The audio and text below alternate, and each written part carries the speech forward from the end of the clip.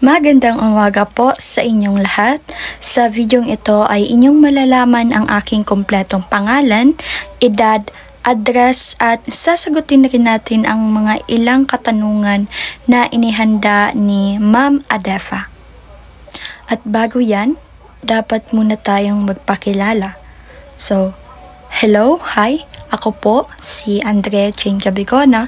Ako ay 19 na taong gulang at ako'y nakatira rito sa Parang Maguindanao at kasalukuyang nakatira sa Dato Udinsin Swat.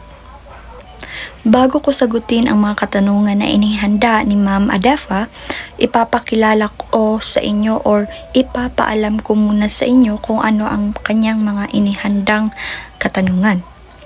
Una, bakit ayaw mo ng ibang kurso o bakit social work? Pangalawa, ano ang mga inaasahan sa asignatura? Pangatlo, anong magiging ambag mo sa klase? Ngayon, atin nang sasagutin ang unang katanungan. Bakit ka nag-social work o bakit hindi mo gusto ang ibang kurso? Hindi naman sa ayaw ko sa ibang kurso, no? Pero para sa akin, mas mainam na ang pinili kong kurso ay may kaugnay sa kung ano man ang gusto kong mangyari sa aking paligid or kung ano man ang gusto kong mangyari para sa aking bansa. Kung ako man ay mabibigyan ng pagkakataon na may maitulong para mas mapabuti ang ating kapaligiran. Kapag kasi hindi mo pinili ang nararapat na kurso para sa'yo, maaaring mahirapan ka sa pag-uunawa o pag-intindi sa iyong mga asignatura. Kaya mas mainam at nararapat talaga na ang pinili kong kurso ay may kaugnay sa kung ano man ang aking gusto. Kaya para sa akin, mas mainam talaga na ang aking piniling kurso ay social work. Pero bakit nga ba ako nag-social work? Dahil ba in demand ito?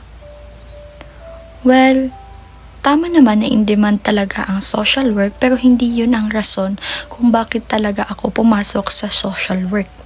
Kaya ako nag-social work kasi ito talaga ang aking gusto na makatulong sa aking kapwa at gusto kong tulungan yung mga taong naghihirap na makaalis sa kanilang mga problema at mga taong nahihirapang lutasin ang kahirapan.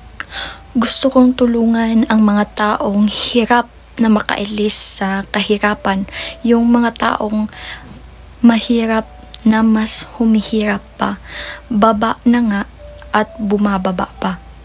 Dahil yun naman talaga ang aking gusto noong bata pa ako, na makatulong sa aking kapwa as a soft-hearted person. Gustong gusto ko talaga na tumulong kahit kaunti lamang sa mga taong alam kong walang-wala. Pangalawang katanungan, ano ang inaasahan mo sa asignatura? Ang inaasahan ko po sa asignaturang ito ay ang kahalagahan ng wika at ng ating kultura. Inaasahan ko na mas lalawak pa ang aking kaalaman patungkol sa wika at sa ating kultura at pati na rin sa kasaysayan ng Pilipino. Dito mas lalawak ang aking pag-unawa sa kultura at pati na rin sa kamalayan ng pagkakakilanlan ng mga Pilipino. Dito mas lalawak ang aking pag-unawa sa kultura at lipunan ng Pilipino, pati na rin ang kamalayan sa pagkakakilanlan ng mga Pilipino. Dito rin mas lalawak ang aking kaalaman sa mga isyu at hamon sa ating komunidad. Ang pangatlong katanungan ay, ano ang maiaambag mo sa klase? Ako ay mag-aambag sa klase sa pamamagitan ng pagbabahagi ng aking ideya o kaalaman. Handa rin naman kasi akong ibahagi ang aking ideya at magpartisipasyon sa kung ano man ang diskusyon ng aking guro.